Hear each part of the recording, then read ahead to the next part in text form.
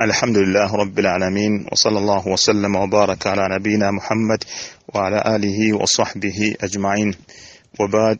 السلام عليكم ورحمة الله وبركاته.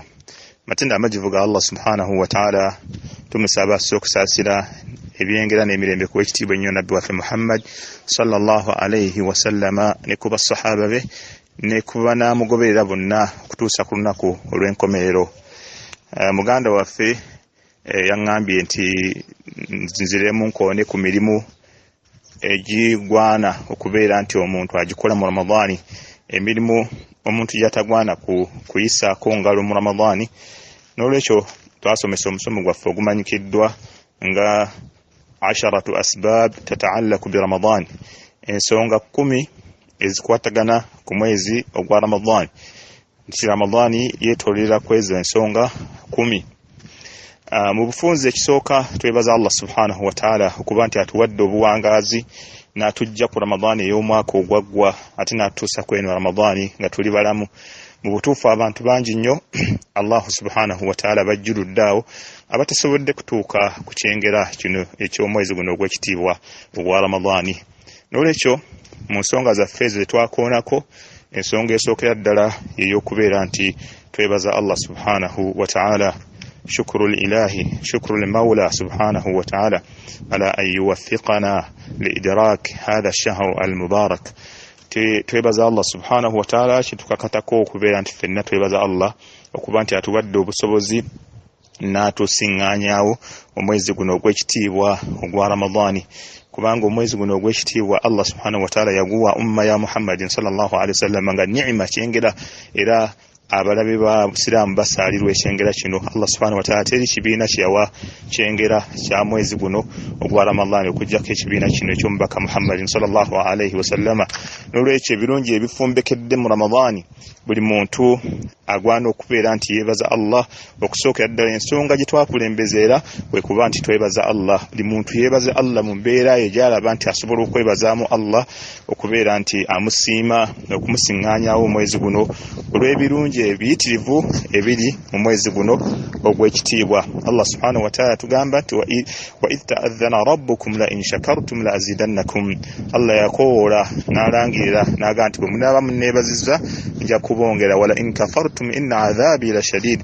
Bwe munaabeera muwakanyizza ne mutanneebaza ne mutasiima, ebibonerezo byange bikakale. N'olwekyo twebaze Allah subhanahu wa ta'ala. Ensonga ey'okubiri ngenda kuyita mu bufunze kubanga obujulizi bwazo twabubawa buli ku musomo gwa ssaawa nnamba n'okusobamu. Ensonga ey'okubiri, buli muntu yenna asiŋŋaaniddwawo omwezi guno ogwa Ramadani teri ibaada gy'ayinza kukola mu buno obudde nga yenkana okusiiba, kubanga buli sizoni ebaako omulimu Allah jalla waala gwayagaliramu. Bw'ebeera ya Ramadani Allah asinga kwagala kusiiba, bw'ebeera hijja Allah asinga kwagala muntu akoze hijja baba alina obusobozi. N'olwekyo mu sizoni eno gye tulimu tewali muntu mulimu gw'ayinza kukola nga mulungi nga gwagalwa nnyo ewa Allah ng'okwenkana okusiiba. N'olwekyo togezaako n'olagajjalira okusiiba, era saba Allah jalla waala kutaase ebintu byonna ebiyinza okulemesa okusiiba. Saba Allah jalla waala kuteeke mu banaasiiba. Okusiiba twakwogerako ebintu bingi, naye lwayo ngenda kwogerako ebintu bibiri byokka. Ekisooka, okusiiba ya ibaada yokka eyina dhamaani min saa'iril a'maal. Ye ibaada yokka eyina garanti mu mirimu gyonna gye tukola. Garanti ki? Nti omulimu ogwo tewali kigenda guyingiramu gukutwalako. Kitya? Omuntu ku lunaku lwa Kiyama agenda kujja ng'ayina abantu abamubanja. Nabbi sallallahu alaihi wasallam yasomesa nti abantu abo bakubanja bagenda kuba nti batwala emirimu okusinziira ku bye baba bakubanja. Waliwo abantu abagenda okutwalibwako emirimu gyabwe, ebintu byabwe byonna bye baakola bibaggweeko nga tebalina ke basigazza olw'okuba babadde babanjibwa. Naye abamanyi bagamba nti okujjako omulimu oguyitibwa kusiiba, ogwo gw'omuntu ne bali bamubanja ebyenkanawa tegugenda kukwatibwako era tegugenda kutwalibwa, agenda gusigaza nga weeguli. Lwaki? Kubanga Allah subhanahu wa ta'ala agamba hadisi al-Qudsi, fa innahu li wa ana ajizu bi. Ogwo kusiiba mulimu gwange. Amanyi bagamba nga Sheikh Ibn Uthaymin nti omulimu ogukitibwa kusiiba omuntu ne bali bamubanja ebyenkanawa gwo gugenda kusigalawo, teri agenda gukwatako kubanga mulimu gwa Allah subhanahu wa ta'ala. Kubanga ogwo omulimu mukulu nnyo, kikulaga obukulu bw'okusiiba okuba nti ne bwaba omuntu abanjibwa tekukwatibwako.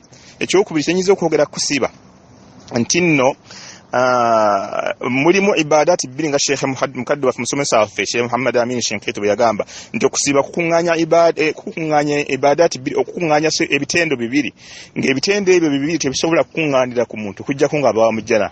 N'agamba ekisooka al-ikhlas, okuba nti omuntu akola ku lwa Allah. Teri muntu akola mulimu ku lwa Allah okujjako ng'agenda kuyingira jjana. Ekyokubiri obugumiikiriza. Salaamun alaykum salamu alaykum bima sabartum salamun alaykum bima sabartum fa ni'ma uqbad dar. Allah yagamba abantu abagumiikiriza salamun alaykum bima sabartum, emirembe gibeere ku mmwe olw'obugumiikiriza bwammwe bwe mwakola nga balina mu jjana. Salamun alaykum bima sabartum fa ni'ma uqbad dar, ng'ennyumba nnungi gye muweereddwa, nga mufunye ennyumba nnungi. N'olwekyo ikhlas n'obugumiikiriza biyingiza omuntu jjana, tebisobola kuba ku muntu okujjako ng'omuntu aba mu jjana. Saba Allah jalla wa ala teeka abantu b'omu jjana.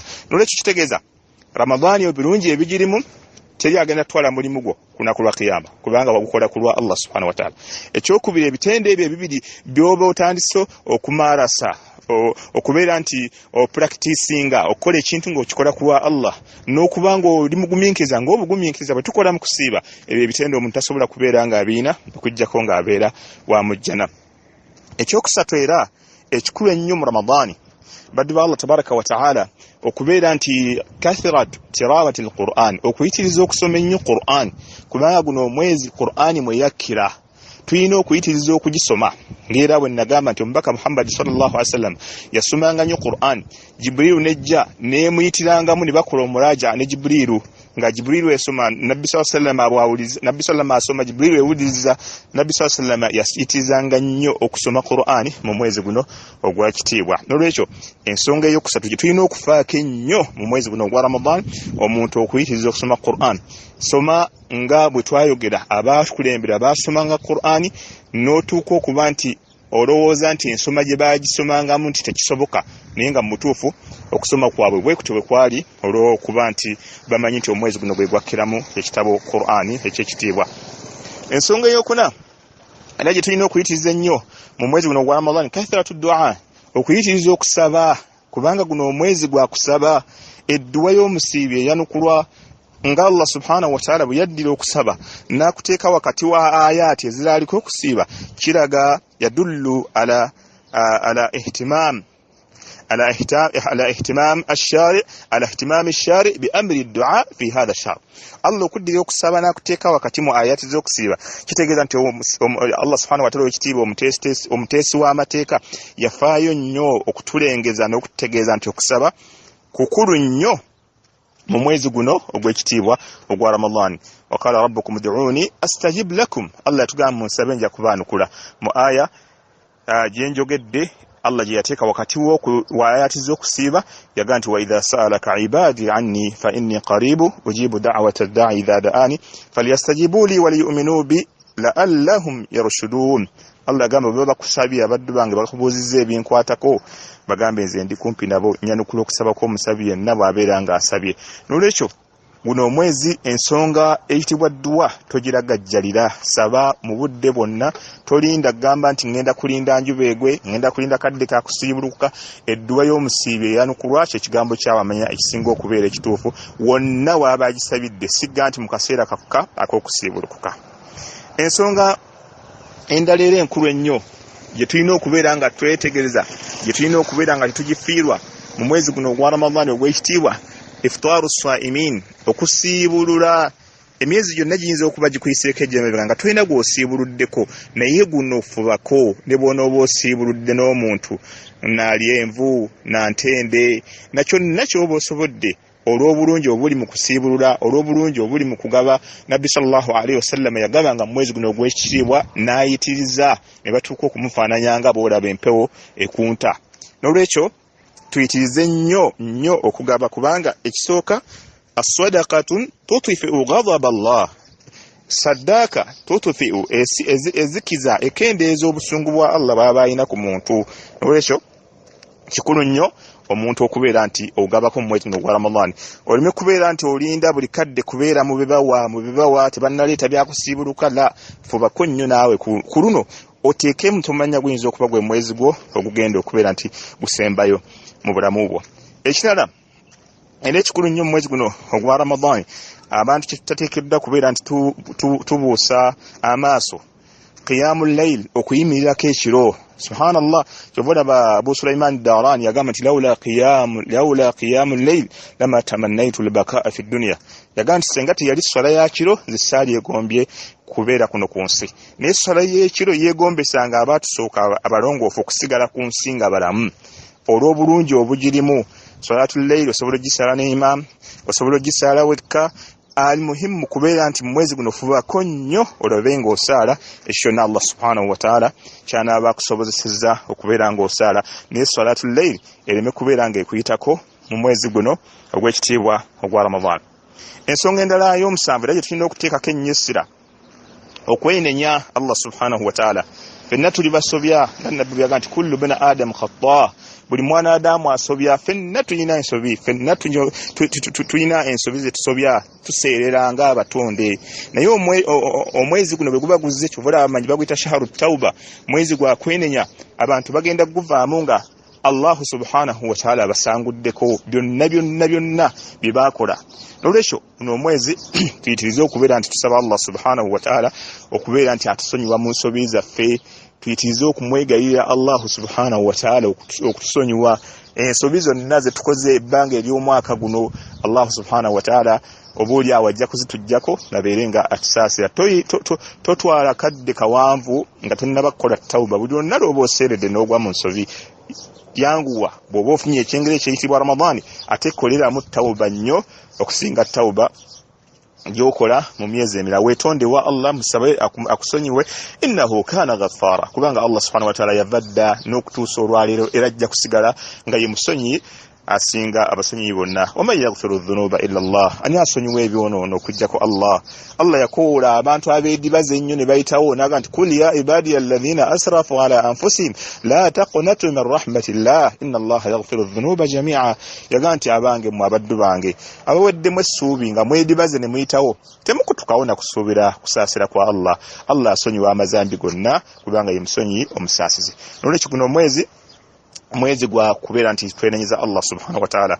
Era omwezi guno ogwa Ramadani ebimu ku birungi ebirimu enkuyanja mulimu baguyita mwezi era gwakola itikafu, shaharul itikafu. Omuntu itikafu kyeki kwe kufuna obudde n'otuula mu muzikiti ng'otuddemu ku lwa Allah. Nabbi sallallahu alayhi wasallama ennaku 20 ezaasembangayo ng'akola itikafu, naddala mu 10 kana Nabbi sallallahu alayhi wasallam ya'takifu thumma atakafa azwajuhu min ba'di.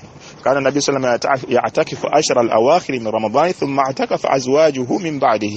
النبي صلى الله عليه وسلم يقول لنا اعتكاف مكم يدسمبر من رمضان غابير يدر مزكتي دين الرفانيما نباچالا بين باكولا اعتكاف ngamaze okuvaawo. Nolwekyo etikaafu mulimu mukulu nnyo omuntu okubeera nga agukola ng'atuulamu akadde ku nnaka aba atudde mu muzikiti n'asulamu oba n'abeeramu n'emisana n'abeera ng'aliko ibadaati zokka niyaba nga awaddeyo akadde ako kubeera nti akola ibadaati nga tali ku mboozi, tali mu bintu ebiyinza okumumalako emirembe. Essimu tuziwummuzeemu mu Ramadani akaseera ako okole itikaafu yo ng'oli mu mbeera esinga okubeera ennungi ng'otudde mu muzikiti ku lwa Allah subhanahu wa ta'ala, kumusaba, kumwegayirira, kukola adhikaari, kusoma Qur'an. Kikulu nnyo mu mwezi guno ogwa Ramadani. Era ensonga endala enkulu ennyo mu mwezi guno ogwa Ramadani ye muntu alina akasente ogenda okukola umra, kubanga Nabbi sallallahu alayhi wasallam nti omuntu okukola umra mu Ramadani yenkanankana n'omuntu akoze hijja ng'ate alina Nabbi Muhammad sallallahu alayhi wasallam. N'olwekyo yenna aba alina obusobozi obugenda okukola hijja akwate omanya umra, akwate akasente agenda akole umra, kubanga umra ey'omu Ramadani empitirivu nzito nnyo. Ensonga esembayo ey'ekumi اغتنام الأوقات المفضلة. اغتنام الأوقات المفضلة okwenyagira obuseera obulina enkizo. Mu Ramadani muno mulimu obuseera obulina enkizo. Bwenyagire nnyo obuseera obwo tebukuyitako, obukoleremu buli kirungi kyonna. Gamba nga tusiibulukuka ku kaseera kalina enkizo, edduwa zaanukulwa nnyo. Gamba ng'ekiro ng'obudde bunaatera okukya, akakaseera ka nkizo. Gamba ng'olwejjuma badal asri, akakaseera ka nkizo. Ngamba ng'ekkumi erisembayo obudde bwa nkizo. Gamba nga Laylatul Qadr ekiro ekyo kya nkizo. Ebiseera byonna byolaba nti birina enkizo, birina birina obulungi fuba okulaba nga obifiirako okubikoleramu emirungi n'okusaba Allah wa barakallahu fikum.